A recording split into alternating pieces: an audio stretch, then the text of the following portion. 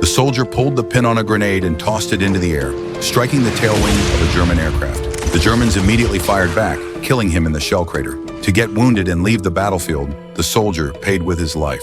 During World War I, the French army had an unwritten rule.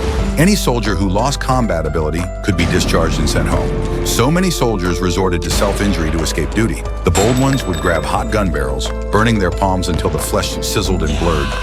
The timid ones helped each other, pointing guns at each other's hands and pulling the triggers simultaneously. But they all ended up in military court. Medical exams proved their wounds were intentional, and they were charged with self-mutilation.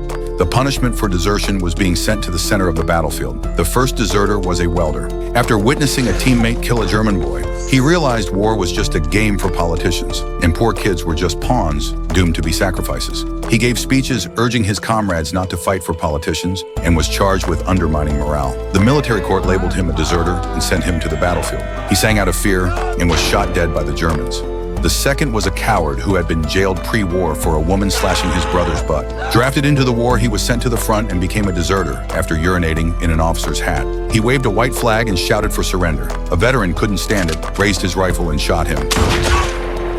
The last was a young sailor turned soldier. On his first charge, he saw a comrade blown to pieces and became terrified of death. He feared gas and the wind and friendly fire. To escape duty, he tried to self-injure. He lit a cigarette, held it between his fingers, and stuck his hand out of the trench. A German sniper spotted him and shot through his palm.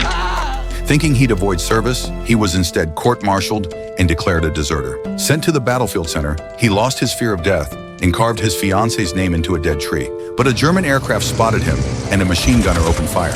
He was hit in the abdomen, fell, and was saved by a deserter farmer.